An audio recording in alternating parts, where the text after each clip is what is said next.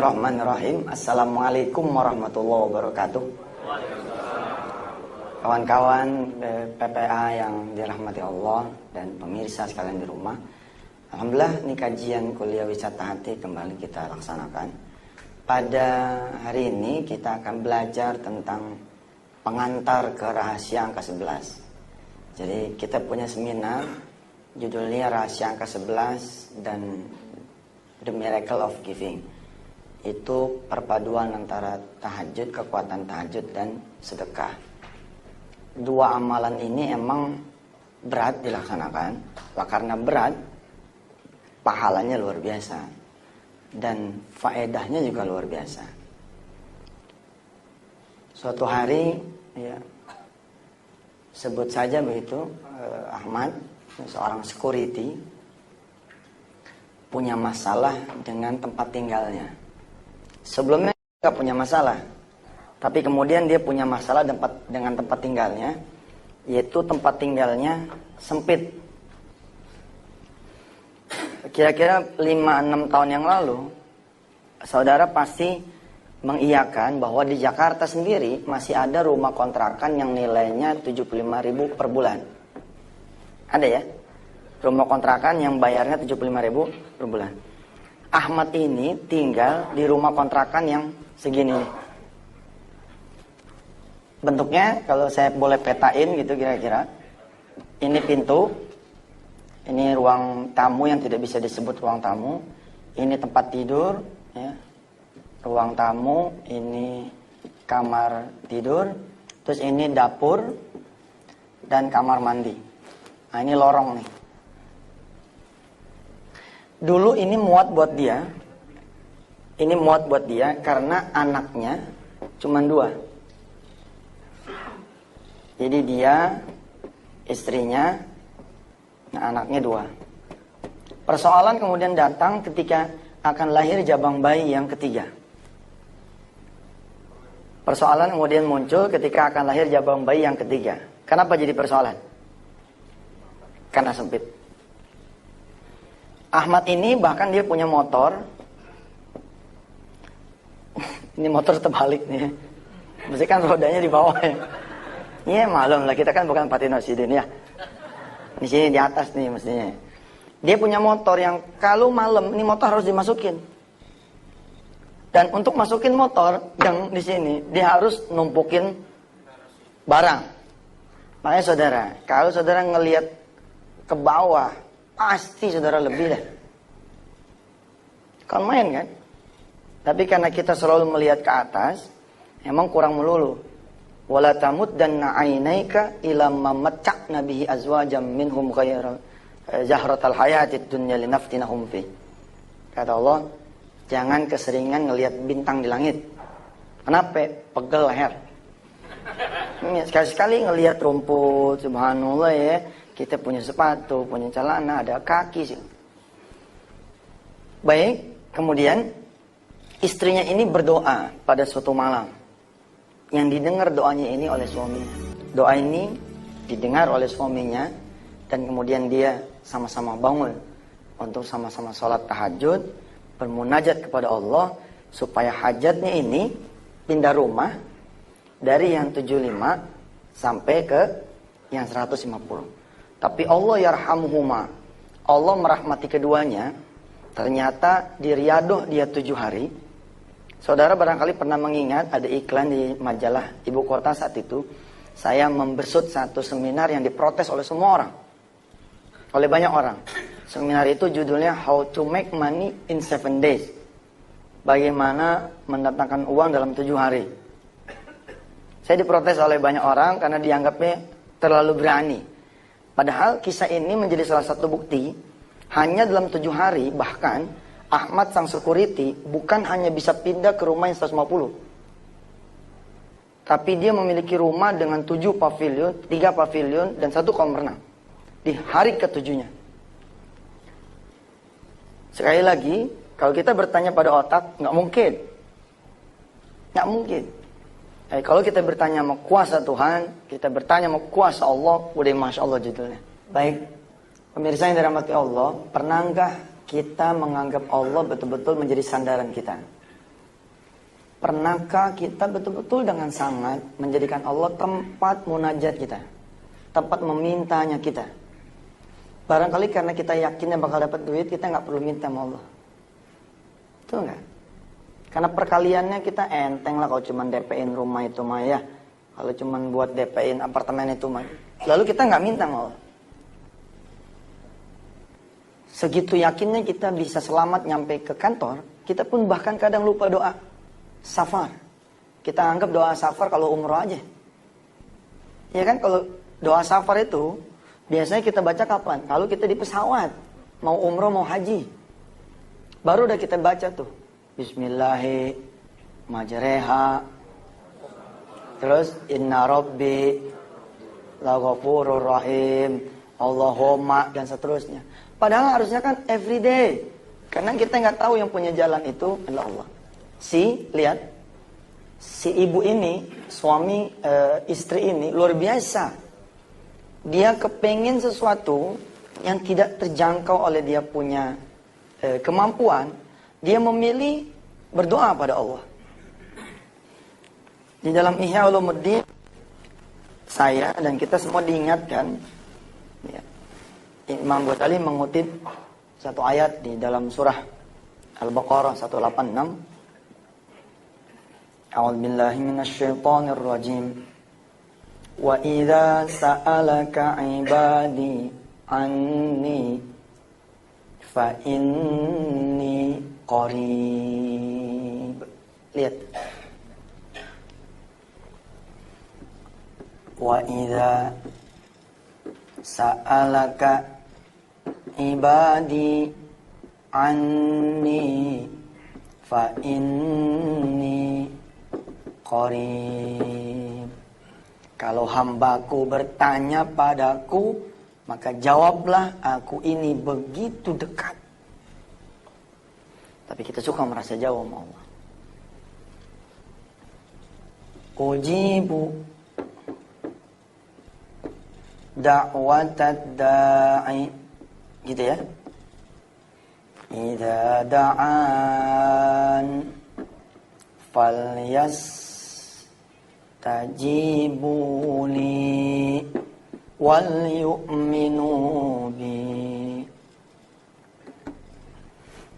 Aku akan menjawab doanya siapa aja yang mau berdoa. Ketika dia berdoa, maka mintalah padaku dan percayalah padaku. Allah sampai nyuruh kita minta dan nyuruh kita percaya. Subhanallah kan. Seolah-olah kayak, ayo dong minta, ayo dong percaya bahwa aku bisa mengabulkan doamu. Seperti begitu. Kitanya aja yang kurang akal sama Allah kan. Kita datang sih ke Allah, kapan? Oh, dia mentok. Udah kepepet, ya kan, kepala udah 4. Kepala udah 4 ada kan? Ada ya kan, usia udah 40, berumah tangga udah 15 tahun, dari 25. Kita gelisah, kita nggak punya anak. Lalu kita siang malam kita babet buat bangun malam, pengen punya anak. Telat nggak sih? Nggak ada yang telat kalau ke Allah mah. Cuma kan sayang gitu, waktunya kemana aja selama ini. Harusnya kan dari dulu kita terus Allah gitu. Si istri ini, dia mau ke Allah, dia bermunajat kepada Allah, ya Allah, berikan saya punya suami rizki, supaya saya bisa pindah ke rumah kontrakan yang lebih gede gitu. Dan dia tidak muluk-muluk, dia tidak minta pengen punya rumah sendiri, kan? Dia hanya minta pindah ke rumah kontrakan yang lebih besar, yang kira-kira 150-200 ribu harganya. Dan suaminya nurut, subhanallah. Ada suami yang ahli tahajud, istri tidak. Ada yang istri ahli tahajud, suami tidak. Ada ibu-ibu datang ke saya, Ustaz, subhanallah, saya lagi diuji sama Tuhan. Saya perasaan sudah tahajud terus gitu, tapi kok nggak nyampe-nyampe ya? Iya, karena dia tahajudnya sebelah. Ibarat sendal gitu. Dia tahajudnya sebelah, cuman kiri doangan. Ya, mestinya kan berdua kayak si Ahmad dan istrinya. Berdua. Kalau berdua kan jalannya cepet ya. Cepet nggak kalau berdua? Tapi kalau sendiri gimana? Jinjit lu. Ini, tuh. Nyampe nggak? Berat, Pak. Sedekah, kalau kanan kiri, maksudnya suami sedekah, istri sedekah, ditambah lagi dengan anak sedekah, mantap. Si suami bangun ngaminin. Karena doanya udah sama istri, si suami tinggal bilang begini sama Allah. Ya Allah, doanya istri saya aminin aja deh, amin. Amin. Itu pagi-pagi dia ngadep ke dia punya kantor, kan kalau security ada atasannya gitu ya. Dia ngadu ke dia punya kantor, minta izin. Selama 7 malam berturut-turut, dia pengen tidak shift. Dia pengen kerjanya hanya dari pagi sampai sore saja. Ditanya sama atasannya, kenapa emang? Ada order? Agak, supaya saya bisa pulang cepet, terus nanti malam bisa bangun. Tumben lu. Iya nih, istri punya sesuatu hajat. Kan kata orang-orang kalau hajat pengen cepat kekabul, sholat tahajud. Ya deh, kata si atasannya, ya udah minggu ini saya izinin situ tidak masuk shift, melainkan hanya fix dari pagi sampai sore saja. Mulailah kemudian dia melakukan ritual yang namanya sholat sunat tahajud. Ibu bapak yang dirahmati Allah, di dalam surah As-Sajdah, surah ke-32, surah ke-32 ayat 16 ada kalimat begini. Tatajafa junubuhum 'anil madaji'i yad'una rabbahum khawfan wa tama'a wa mimma razaqnahum yunfikun. Surah ke-32 ayat 16. Surah ke-32 ayat 16. Tatajafa junubuhum 'anil madaji'. Kalau lagi punya masalah, punya hajat, nih termasuk kasus si Ahmad pengen pindah rumah yang gedean dikit, harusnya dia apa? Tatajafa junubuhum, jauhin dia punya lambung, jauhin dia punya pinggang, jauhin dia punya perut. Dari mana? 'Anil madaji', dari tempat tidur. Ngapain? Yad'una rabbahum khaufan wa tama'an. Bangun sholat tahajud. Dan ini dia lakukan. Ada satu nih yang belum dia lakukan, apa nih? Wa mimma razaqnahum yunfikun. Makanya seminar kita judulnya kan Rahasia Angka 11 plus The Miracle of Giving. Jadi jangan cuma tahajudnya saja, tapi juga sedekah. Supaya rodanya supaya jalan. Nanti Allah yang punya kuasa sama dia, membuat dia menjadi wa mimma razaqnahum yunfikun. Namanya orang susah, Pak, jarang dia untuk mikir sedekah. Jangankan orang susah, ya. Kita aja yang merasa kaya nggak mikir sedekah. Ini sudah menjadi emang umum begitu. Kalau orang susah yang rezekinya kurang, tidak pernah terfikir sama dia wa mimma razaqnahum yunfikun. Diajak sholat duha, ayo dah. Diajak ngaji habis-habisan, ayo dah. Ngerti itu ngaji habis-habisan, ngaji sampai pol. Tapi kira diajak sedekah, waduh, mesti gue dong yang disedekahin. Iya benar begitu. Nah, Allah lah yang kemudian nanti membuat dia wa mimma razaqnahum di hari kelima. Kurang lebihnya begitu. Senin malam bangun kan? Selasa malam bangun, Rabu malam bangun. Doanya apa tuh si suaminya, si Ahmad? Amin, amin, amin. Di Kamis pagi, Allah berkehendak buat dia. Bapak Ibu yang dirahmati Allah dan pemirsa, penikmat kuliah wisata hati.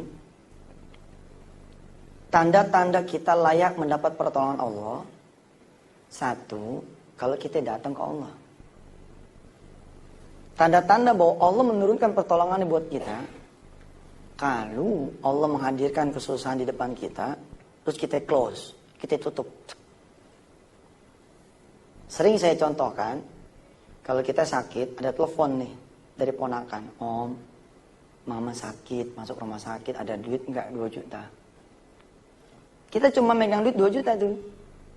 Apa yang kita bilang sama dia? Waduh, sayang, kalau minggu kemarin mah om punya.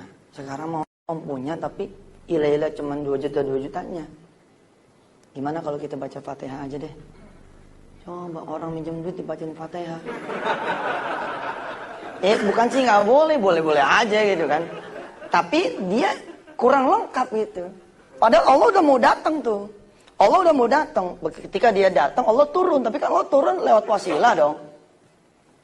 Walaupun dia berkehendak ya. Oh dia berkehendak nggak pakai yang beginian, bisa-bisa saja. Tapi umumnya secara ilmu normatifnya begitu. Kemis pagi, rupanya dia layak dapat ini nih, dapat pertolongan Allah. Pagi-pagi kemis nih, dia punya adik datang. Istrinya kan, supaya dapat rumah yang lebih gede, malah kau nambahin lagi nih 2 anak yatim nih. Udah kata dia, gue sih ngizinin. Tapi tunggu empok lu aja deh. Empok lu ini lagi ke pasar. Kalau empok lu ngizinin, anak lu pada bisa tinggal di sini, lu tinggal dah. Mana kayak diantar nyangkutnya. Nggak cukup dibawa di internet, gua taruh dah. Masya Allah Pak, Ibu. Si adiknya nih nggak mau. Saya jarang ngobrol sama empok. Abang aja deh ngobrol dah. Iya, ntar gua ngobrol sama dia dah. Kejadian tuh hari apa tuh? Hari Kamis. Dia mulai riado hari apa tuh? Senin. Lihat, nggak nyampe Senin. Kelas dijawab sama Allah.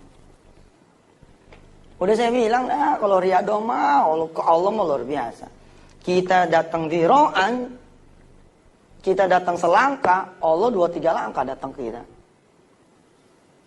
Kita lari, Allah lompat sama kita. Subhanallah. Istrinya pulang nih, cik pulang. Terus bicaralah dia. Hatinya gitu. Kenapa? Karena dia nggak sanggup melihat wajah istrinya. Ya, nenteng belanjaan. Dia pengen ngomong tapi udah keseket duluan nih di leher. Pengen ngomong, Dek, ponakan abang datang. Tapi ya Allah, dia pengen tinggal di sini selama emaknya tuh di Arab Saudi sana. Ngizinin nggak lu?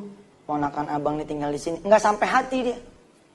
Karena ngeliat mukanya, apalagi barangkali dia ini begitu pulang dia ngomong, Bang, ini kita udah 3-4 hari ini tahajud. Mudah-mudahan dia doa kita dikabul. Wah, makin susah tuh. Ngomongnya makin. Di dalam kekuatan doa, kita jarang ngincer waktu. Paham gak kalimat saya? Jarang ngincer waktu. Padahal disebut oleh Imam Ghazali begini. Ayyatarafada li du'aihi al-awqata syarifata kayaumi arafata minas sunnah, minas sanah, wa ramadhana minal ashhur wa yaumal jum'ah. Wa yaumil jum'ah minal usbu' wa waqti sahri min sa'atil lail. Hendaklah kalian mengincar waktu-waktu yang mustajab untuk berdoa. Waktu saya susah dulu, saya punya ibu ngomong begini. Sob, tungguin no asar. Tungguin asar. Kita nanya sama beliau, kenapa asar ditungguin? Habis asar lo baca no. Ya. Lo baca no habis asar ya, surah apa kedah yang kira-kira bisa nganterin situ sama redonya Allah. Kalau buat kesulitan mah doa habis asar mantep banget. Tuh jarang kita ngincer tuh. Kalau bisa kata Imam Ghazali, ngincerlah wa waqti sahri min sa'atil lail diantaranya. Waktu sahur untuk berdoa. Nah si suami, pemirsa, dan sahabat-sahabat PPA yang dirahmati Allah, serta jamaah kajian wisata hati. Si suami memilih, ntar aja deh ngomongnya pas bangun. Terus kita bilang sama Allah, ya Allah kita jagain nih titipanmu. Tolong jagain motor saya ya. Kalau sampai hilang motor kita, kita ngadu aja sama Allah. Kalau kita jagain titipannya sih, masa titipan kita hilang gitu kan. Akhirnya Masya Allah ibu yang dirahmati Allah, terjadi ini sesuatu yang tidak pernah terfikirkan oleh kita barangkali. Anda ingat saya bercerita tadi ada lorong di sini. Di sini ada lemari ini. Lemari ini dibongkar sama dia. Dibongkar lalu dibikinin rak-rak sehingga lorong ini kosong. Paham? Sehingga kata istri dan suami ini, dah biarin tuh 2 ponakan tidur di sini. Jadi motor tetap aman masuk, dia tetap bisa tidur di sini. Subhanallah. Sebuah niatan dan perilaku yang mengagumkan yang belum tentu kita mau. Dan belum tentu kita bisa gitu. Bukan saja belum tentu kita mau, tapi belum tentu kita bisa. Pagi-pagi Jumat itu dia datang ke rumah adiknya. Apa dia bilang? Empok lu udah setuju noh? Boleh dah. Kan kalau kita buka sekolahan ada free trial ya. Nah ini ada free trial juga nih. Home free trial kira-kira gitu. Jajal gini nanti Senin lu bawa anak lu masuk sono rumah. Sebelum lu ke Surabaya. Kalau emang dia betah, udah biarin sampai gede dia tinggal sama gue juga. Gak apa, gue sih senang aja. Subhanallah. Istrinya almarhum adiknya tuh senang bukan main. Dan ini adik ipar rupanya. Bukan adik kandung. Yang adik kandungnya dia suami dari si ibu tersebut. Senang bukan main, dia mendoakan mudah-mudahan abang sehat. Itu tuh the great moment sebenarnya buat doa kita. The great moment ketika misalnya saudara pengen punya sesuatu ya cium tangan sama orang tua gitu kan. Terus kita bilang, ma doain ma. Undangan udah mau dicetak. Cincin udah mau dibeli. Doain jangan sampai ini kabur lagi ya ma. Pusing ya ma. Emak kita bilang, iya nak. Emak mah bisa cuma doain aja sambil netes dia. Aduh tuh great moment tuh. Nah great moment buat kita tuh yang tadi tuh. Buat si Ahmad tadi tuh adiknya ngomong. Mudah-mudahan lah abang punya hajat kekabul. Abang sehat, rezeki abang banyak. Subhanallah. Kadang-kadang kita suka ngejebek kan. Begitu kita didoain sama si Ustadz. Udah Ustadz, udah gue kasih udah bagus. Jangan doain gue. Ustadz doa sendiri aja. Kan suka gitu tuh. Kita ngasih proposal dikasih ke kita bantu. Terus Ustadz kita ngedoain kita. Oh, Ustadz doa sendiri aja loh. Susah minta sama gue. Harusnya nggak gitu ya kan. Atau kita suka nyinyir barangkali di masjid-masjid itu suka ini great moment buat kita. Dia jalan nih. Jalan kemana? Jalan kerja. Ya. Mulai kebaca. Bagaimana Allah menjawab dia punya keinginan. Saya mah waktu mengisahkan ini pertama kali netes air mata saya. Ini kalau nggak dipotong iklan mah gue nangis nih. Potong iklan sih nih. Air mata mau keluar gak jadi. Benar ibu mengharukan loh. Jangan kata langitnya Allah tuh, baru lantai kesekian saja udah melihat.